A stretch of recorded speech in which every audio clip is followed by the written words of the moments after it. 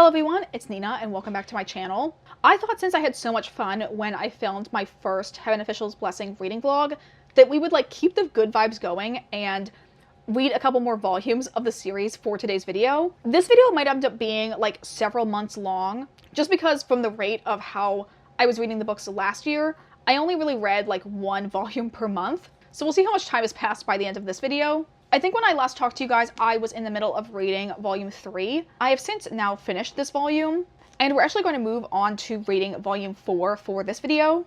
I'm assuming if you're starting this video, you've probably already watched my previous reading vlog and have some familiarity with Heaven Official's Blessing. But if you're watching them out of order, I'll give a very quick summary of the series. Heaven Official's Blessing is a Danmei, or Chinese boy's love. It follows our main character, Xie Lian, who is a Heaven Official, or a martial god. He's currently on his third ascension after having been kicked out of heaven twice, and has kind of gained a reputation of being a misfortune god, after he kind of went against the creed of the Heaven Officials and interfered with the kingdom of Shenle, which is where he originally was the crown prince of, and kind of exacerbated a dispute they were having that led to their eventual downfall. In the present timeline, we are following Xie Lian as he is kind of building up relationships with other Heaven Officials, doing sort of odd jobs, fighting ghosts, figuring out some mysteries that have been plaguing humans in the human world. At the same time, Xie Lian is developing a friendship that is eventually obviously going to be a romance with this character Huachang. At the start of the story, he's hidden his identity, but Huachang is actually one of the 4 calamities, which are basically the top tier, most strong ghosts slash demons in this world that are very diametrically opposed to the Heaven Officials. At this point in the story, we don't really know what Huachang's motives are. He just seems very devoted to Xie Lian for some reason. There also is a past timeline, which was the bulk of the 3rd volume in the series, that focused on the time period when Xie Lian was still the crown prince, his first ascension to becoming a martial god, and everything he did that kind of contributed to the downfall of the kingdom of Shenle. We also met a character named White No-Face that is another one of the 4 calamities, and I think is going to become the big bad of the entire series. He definitely had a lot of involvement alongside Xie Lian in causing the downfall of Shenle, but it's not really clear what his motives are, or if there was anything that Xie Lian could actually do to stop him. This volume mostly focused on the past timeline, but I think maybe 2/3 of the way through we did skip back to the present timeline. And where we left off in this volume, one of Xie Lian's friends, Shi Qingchuan, came to him because he had been basically plagued since before the time he ascended with this ghost that kind of feeds off of misfortune and making ill-fated predictions, and then when they come true, it feeds off of your despair. So that's kind of the mission that we're in the middle of as we go into starting the 4th volume. I am super excited to start this volume. I feel I've been thinking about the characters a lot lately, and I'm really excited to get back into the story. I also feel I got extra motivated when I read the comments from my previous reading vlog, where a lot of people were super excited to see me get to the Blackwater arc, which I believe this volume is maybe going to start that. I believe the character's name is Ship Sinking Blackwater, and they are another one of the 4 calamities. I don't know if they're going to be another domesticated villain type character, where they're going to be a villain for the majority of it, but then eventually switch sides and work with Huachang and Xie Lian, or if they're going to be a main villain that's going to be allied with the big bad. I'm just really excited to see. I'm going into the series pretty much blind. Obviously I know that the main couple is going to get together in the end, because this is a romance book after all, but everything else I kind of don't know really what is going to happen. So I'm really excited to get into this reading vlog. We're going to read through hopefully all of volume 4 and maybe get into volume 5 as well in this video. So with that very long intro out of the way, let's get right on into the reading vlog.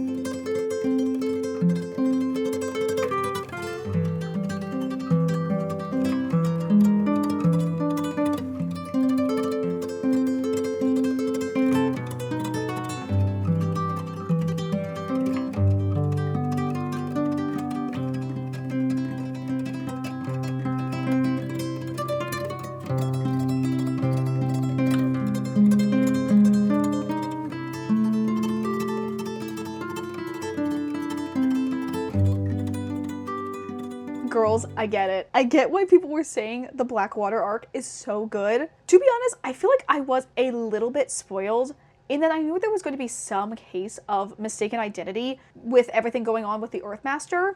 But oh my god, the way the reveal has gone is so freaking crazy. The betrayal and like, oh my god, the layers and the like twists that the whole story has gone in. I was literally in shock. Like my jaw was on the floor when I was like finishing up the last chapter I was reading. I'm currently about to start chapter 65. So basically on the like last page of the previous chapter, we got the reveal that ship-sinking Blackwater has been posing as the Earthmaster Ming Yi this entire time. And like pretty much the entire time that Shi Qingxuan has been friends with Ming Yi, the actual Ming Yi Earthmaster has been gone and dead, and Blackwater has been impersonating him. So their entire relationship has been built on this lie. And not only that, but Blackwater in his previous life is the person whose fate was stolen by Shi Wudu to give Shi Qingxuan the chance to be free of the Reverend of Empty Words and have a chance to ascend. And not only that, but as Huachang says, that there's a situation of like a ghost eating another ghost, where ship-sinking Blackwater has absorbed the Reverend of Empty Words and like taken on all of its powers. Oh my god, there's just like so much to unpack and like so much stuff going on. I feel like it's really interesting because the impression I've gotten so far is that the four calamities all had like something going on in their human lives that like built up this like really intense resentment and determination that led to them having the power to, once they became a ghost, reach the level of a supreme. And learning now all like the backstory specifically for what happened with ship-sinking Blackwater is super interesting, and I love how much it ties into Shi Qingxuan's own story. I'm really interested in seeing where this is going to go, because it seems like Shi Qingxuan really likes Ming Yi and like considers him like his closest friend, and all this time was Ming Yi faking he had any positive feelings for Shi Qingxuan, at the same time that he incredibly resents Shi Qingxuan for like taking his fate. Does he still like have some positive feelings for him?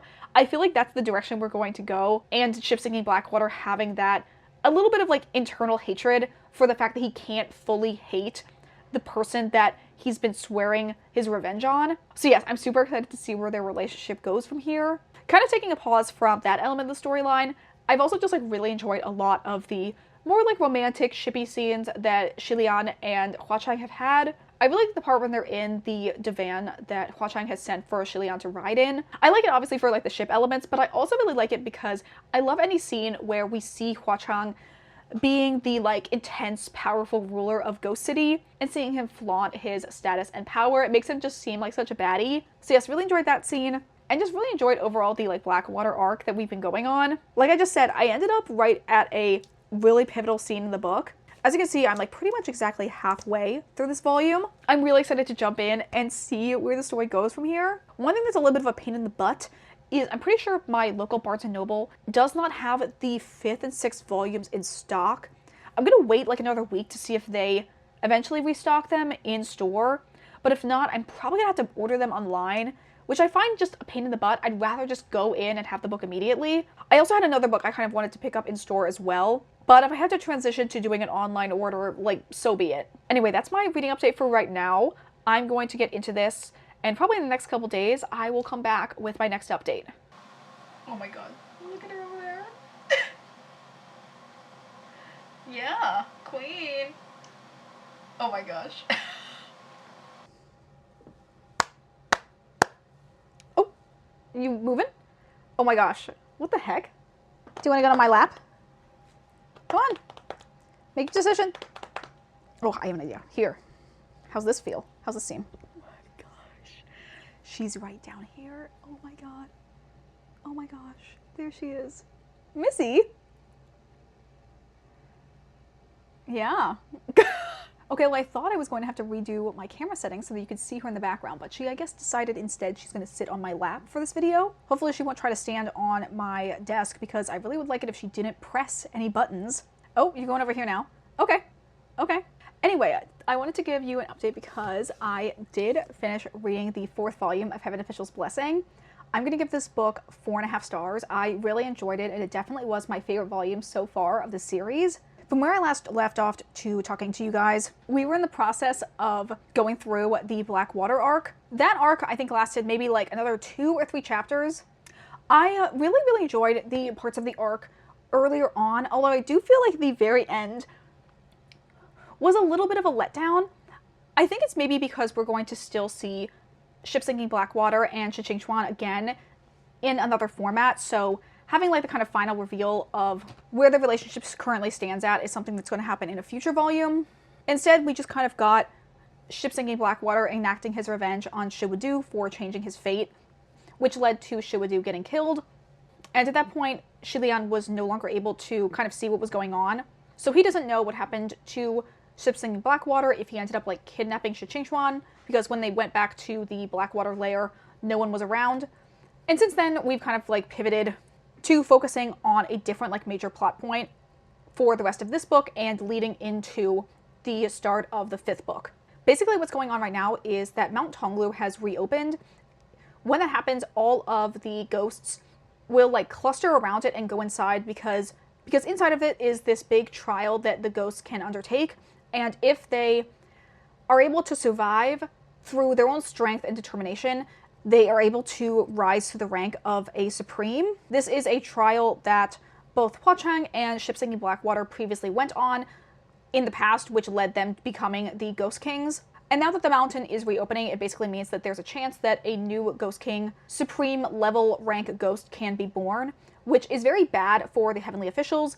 Obviously, they all don't like Hua Chang because they know he's very powerful, and now with the recent murder of Shiwudu caused by Ship Sinking Blackwater, they just know having another Ghost King would be like really chaotic and really bad for the Heavenly Realm. So they're trying to do everything they can to, I guess, like kind of corral and stop as many of the most powerful ghosts from entering Mount Tonglu, because obviously the smaller ones would just kind of get burned up while they're doing the trials, but the more dangerous ghosts are the ones that they have to look out for, as they have the potential of becoming a supreme. At the same time, a bunch of the kind of like random villain of the day ghosts that we have dealt with so far that were being kept captive in the Heavenly Capital also were let go free. So Shilian was sent to try and track down one of these ghosts.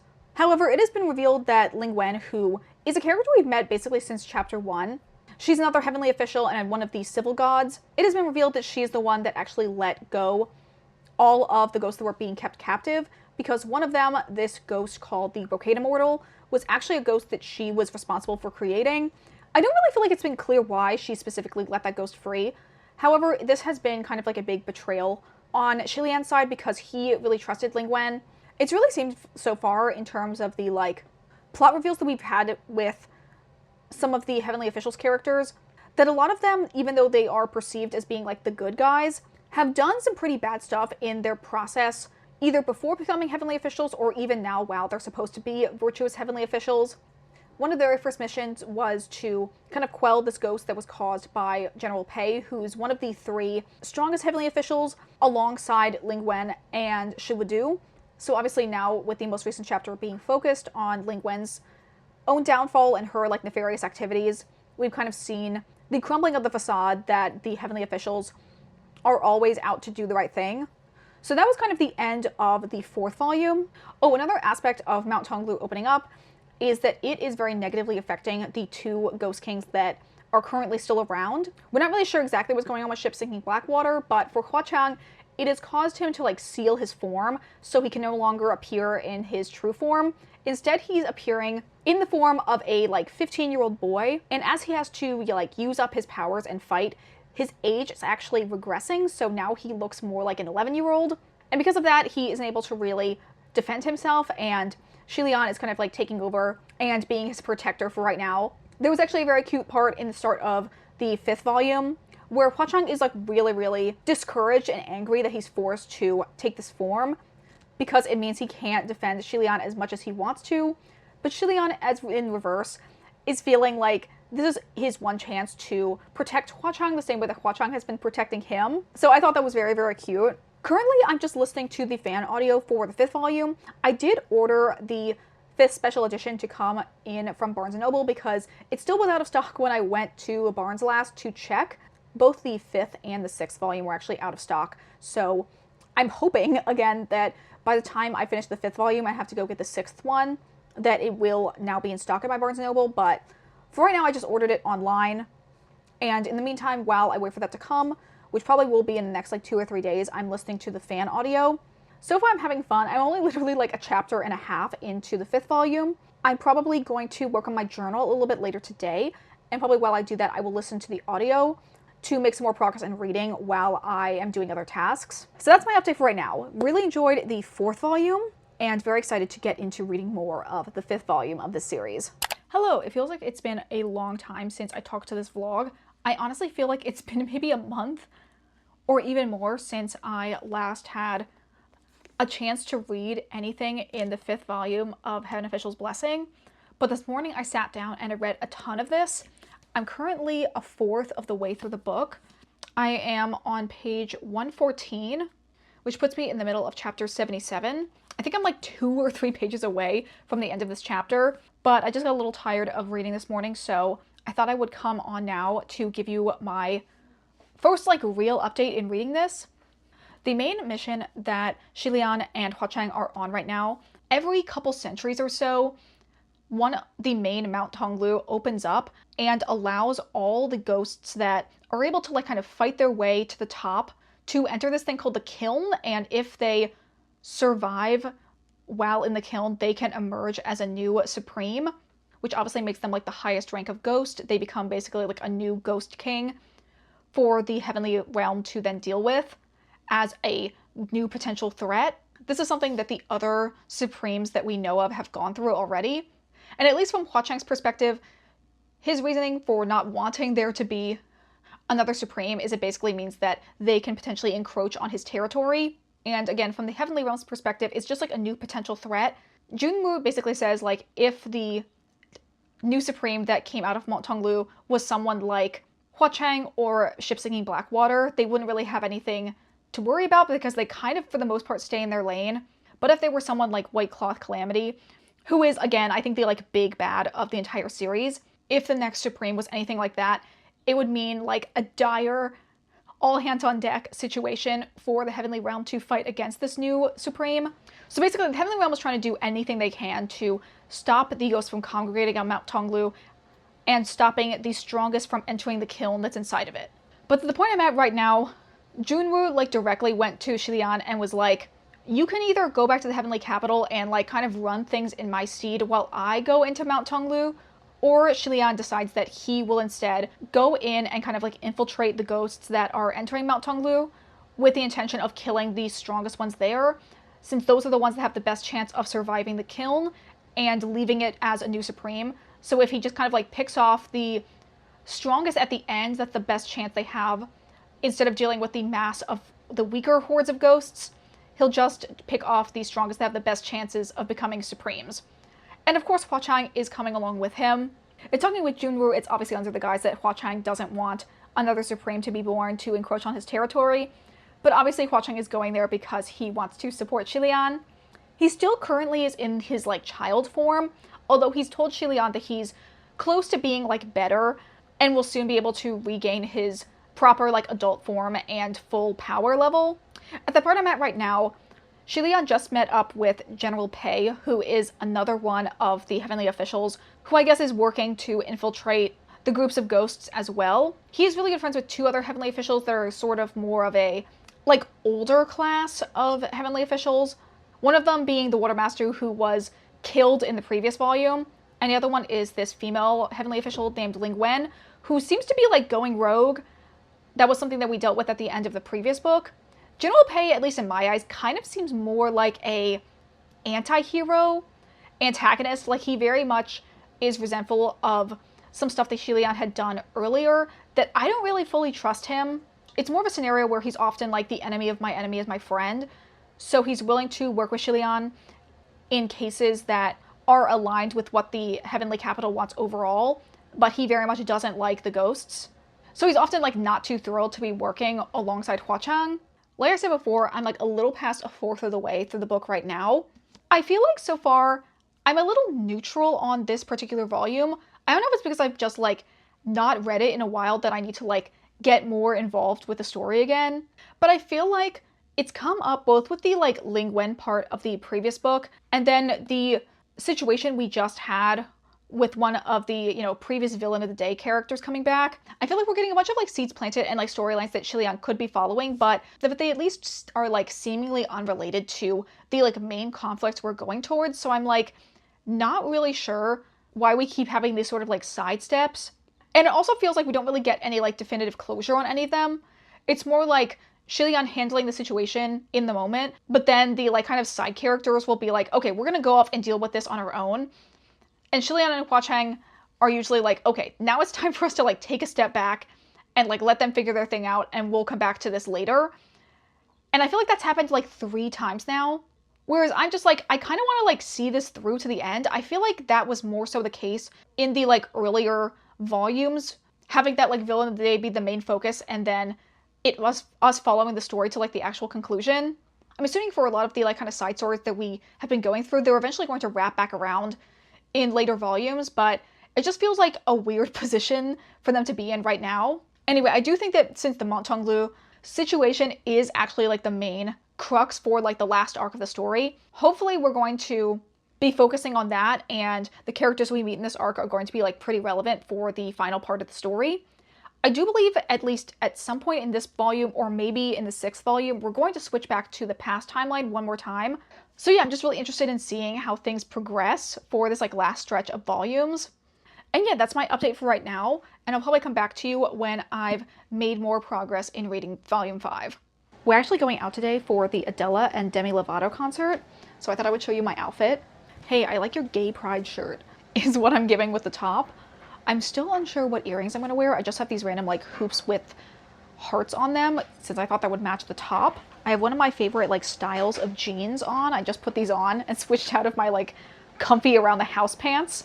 And then for tops, because it's going to get cold by the time we're leaving the stadium, I have this like faux leather jacket. I think I thrifted last year. And then I also packed all of my essentials in my fanny pack. I do think technically I have enough space in like my pockets for the bare essentials that I didn't really need to bring another bag, but I think it's going to be fine. I already checked on like the Stadium website to make sure that it would be in the right like size restrictions without needing to like having to put it in like a locker or anything like that. So I think we should be good. And yeah, we're leaving in about like 2 hours. So I think I'm going to hang out, maybe do a little bit more reading, have dinner, and then we will go to the concert.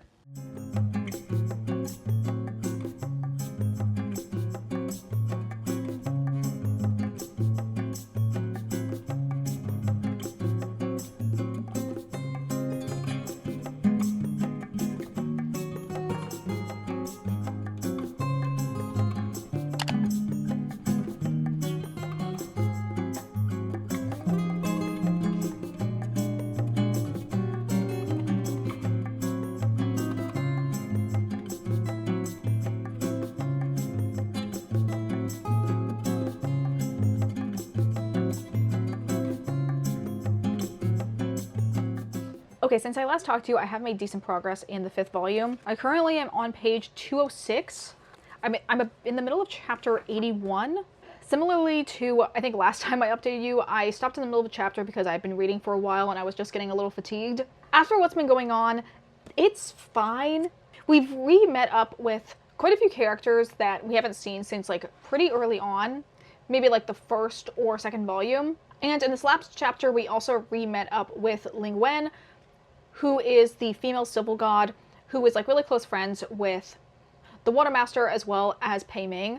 Again, I'm kind of just like whatever in regards to like those 3 and their relationships and like character arcs. I'm just like not a big fan of any of them. I like Watermaster in the fact that he is obviously related to Windmaster and that whole storyline that was going on in the 4th volume, but I just don't necessarily care a lot about learning Pei Ming's backstory as well as Ling Wen's backstory. I feel like we are getting the seeds of some larger storyline that's going to happen with exactly what the source of the power on Mount Tonglu is, that there had once been a kingdom that existed there like 2,000 years in the past, and that the crown prince of that kingdom didn't ascend, but also was still kind of like worshipped as a god. I also thought it was kind of interesting because we do learn that Junwu, who is the current emperor of the Heavenly Realm, is only like 1,200, 1,500 years old. So there actually has been other older martial and civil gods that came before him. I feel like we've seen him so far in the series as being somewhat infallible and also like kind of the definitive strongest god. But I do think it's doing a good job in setting up that he is not like all-knowing and all-powerful, and that just like he had supplanted previous dynasties in the Heavenly Realm, there could be someone else to come along and overthrow him. So I feel like we are getting some threads of like another plot line that's going to be relevant for like the final confrontation when they finally get inside of Mount Tunglu and find the ghosts that are trying to enter the kiln. Just for right now, it feels like there's been just a couple like side steps involving characters that feel like they were wronged by Pei Ming and Ling Wen that I'm just kind of like, can we move through this a little bit faster? As you can see, I'm like almost exactly halfway. I'm hoping I can continue to work on this over the course of the next week or so. And hopefully then the next time I talk to you guys, we'll be very close to the end and I can start giving my final thoughts in reading this volume. So last night I ended up finishing the 5th volume of Heaven Official's Blessing. I feel like my feelings were relatively the same as the last time I gave you an update. I do think I enjoyed the last like 100 pages or so of this book a little bit more than I had the middle section, with us running into Qidong again, as well as kind of learning the identity of the Rainmaster. I think she's very cool and I do hope we see more of her in future volumes. I also thought there were quite a few very cute Shilian and Huachang scenes that made me really enjoy the last section of the book. I think overall I am going to give this book 3.5 stars from just a combination of everything I've said before. There were some parts I liked, there were some parts I didn't like. I was pretty neutral, I feel like, throughout the entirety of the book, in a way that I don't know I really noticed in some of the previous volumes. I do feel like with the position that we're at right now, we are very much gearing up for the final stretch leading up to the main confrontation. So I am very excited to see what the last 3 volumes will have.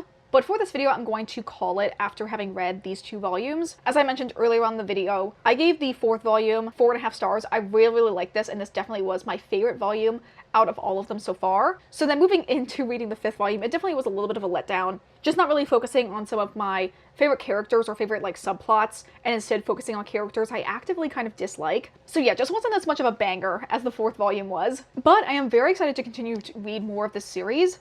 These are actually the last 2 volumes I owned, so I am going to have to buy the special editions of the 6th, 7th, and 8th volumes sometime soon. Probably the next time I end up in a Barnes & Noble, I'll see if they have them so I can pick them up. But that is going to be it for this video.